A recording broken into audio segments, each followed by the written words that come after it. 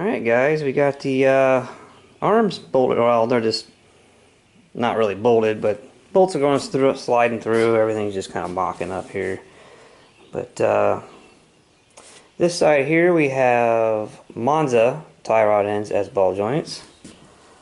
And this side here we got Corvette tie rod ends as ball joints. And I think I like the Corvette ones better. One of the things about it is like the Monza ones do have more adjustment, whereas I'm at the edge of my life with the Corvette ones. You can see here I'm kind of in the middle of the nut, but I'm kind of figuring that if I swap this out right here to a half length nut, I think that would be, that'll give me more nut on this side to be able to adjust it down. Like basically like a set nut. But right now, if you measure from center to here, the outside of here, it is 30 inches. That makes this front end 60 inches wide. It's an inch less, 29 inches from center to outside with these ball joints. So make it 58 inches wide. The back end right now is 57 inches. So right now, if you travel this up and down, let's see if I can prop you guys up. You should both see there.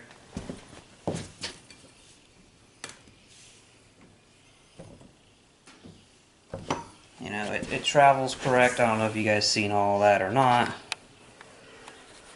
But the next test is actually putting tie rods on it. If it works after putting tie rods on, then we got it hammered out. Given that I copied these arms directly from the originals, everything should work just fine, but that will be the final test after putting those on to see if it like buckles as you travel it. My ideas with steering with this thing is I'm going to use that shaft and those points. That's the best way I have of making sure that this stays correct. And I'll just have to put some kind of gear reduction and stuff on this end of it.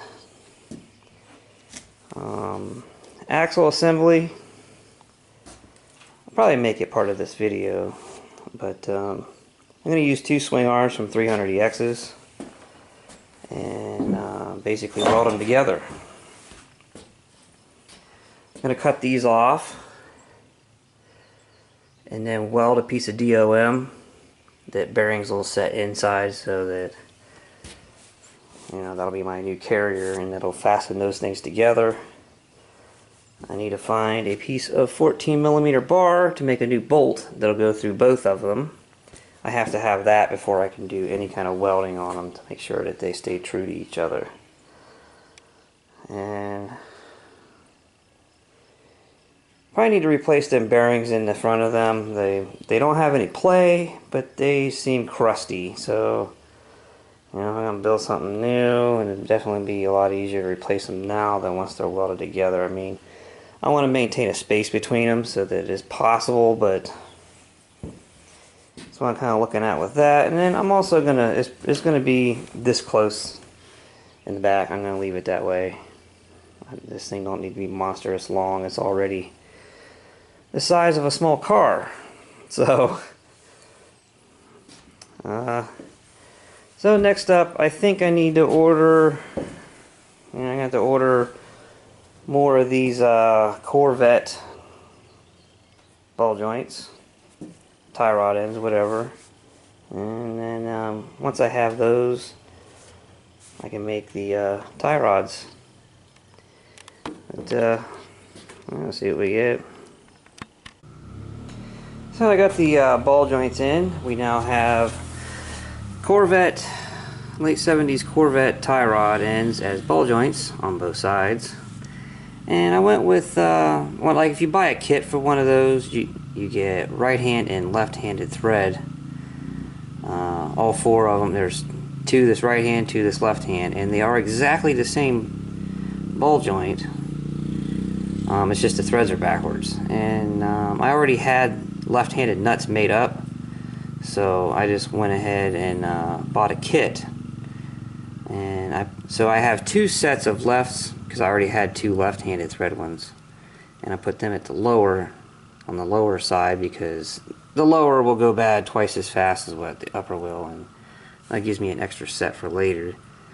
But and then later on down the road, if I need to buy a new set, it's generally cheaper to buy a set of 4, you know, a complete package for that particular vehicle, you know, and it's a lot cheaper. I think it was $37 for 4 of these when they want $20 a piece, buying them one at a time. So anyway, I got it all set up here with the tie rods. I got the tie rods in there, and it's perfect. Right now it is at my estimated lowest setting based on that shock.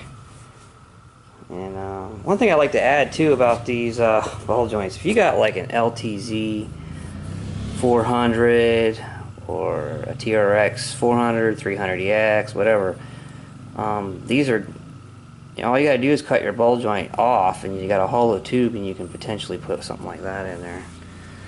But anyway, so I set the alignment up with the tie rods in there, and I lined it up true to the frame on both sides. And it's the first time I tried it, I didn't have all the I didn't have grommets in here. I put grommets in at least one of these of each A arm, so that they stay where they're supposed to be. This thing's not towing in or out at all. And let me lift it up.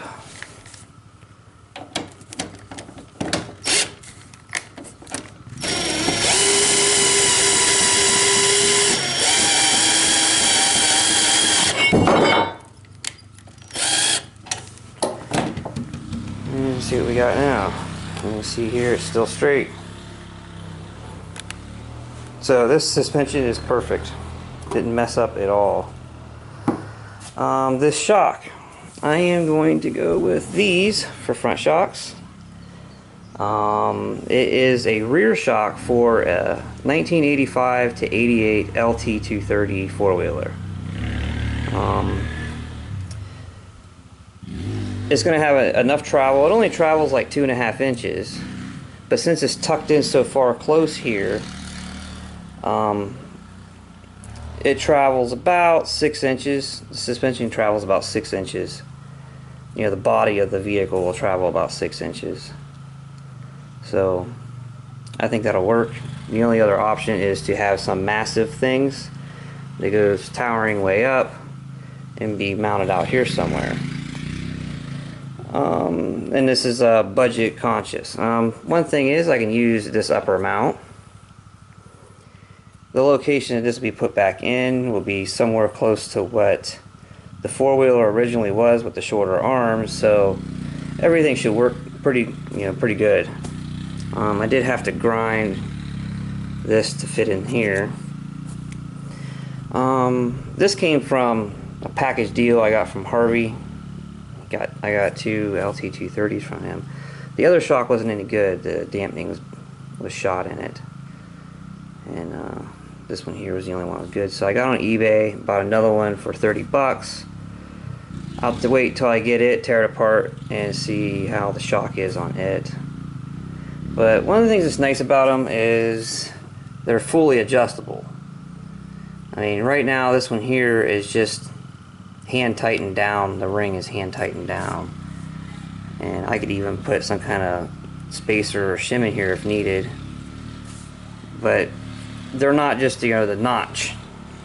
And I was thinking about using 300EX ones because I have 2 of those, but on the lowest setting I think it would be too strong, because you gotta figure, you know, it was good enough for being all by itself on the back of a bike and your butt sitting directly on it.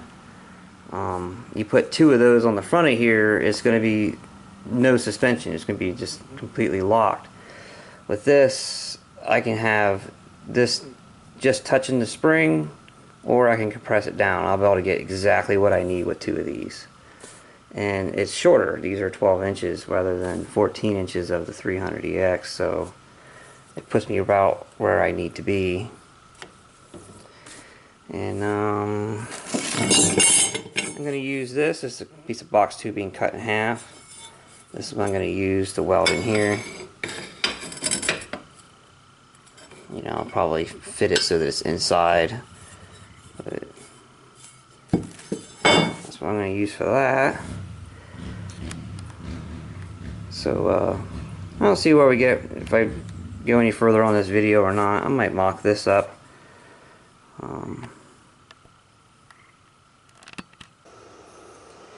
Alright, I got the lower shock mounts put in.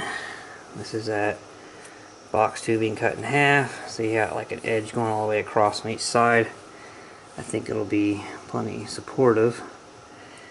And I couldn't wait on the shock, so I borrowed the shock off of the LT230. And this shock here, the first one I showed you, it's pretty good. The dampening part of it is pretty good. And I had, I tore this shock apart, took the spring and everything off, and the dampening on this one, it's about probably about half as good as what that one is. The lower portion of the stroke is pretty good. It's the first inch or so of it kind of sucks. So this shock's on its way out. So after I took it apart and see now, I kind of really didn't feel too bad about grinding it, cutting it off, cutting it so it fits in here.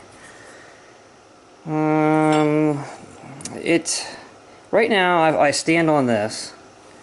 It's not, the suspension isn't leveled out. Like right now it's, I got the truss shape going. It's not even leveled out when I stand on that, and I only tightened those springs down maybe that much on each side. After the spring was after the ring was just touching the spring, I tightened it down about that far on both sides. Both the springs seem to be about the same as far as length. The one's not more wore out than the other or anything. It's just the shock inside. It's kind of crap on that one. It doesn't have that soft feel to it whenever it's coming back. When you push down on it, it instantly comes back up. But I think this is what I'm going to go with, though. It's going to be, they're definitely going to be strong enough, but the rebound on it's pretty quick. I guess that's what you want to call it. But I'm going to call that done on the front end. It needs taken apart and all the finished welding on them bottom arms, but front end is done. As you guys can see, I do have a seat in a car seat sitting there, and I think that's what I'm going to use.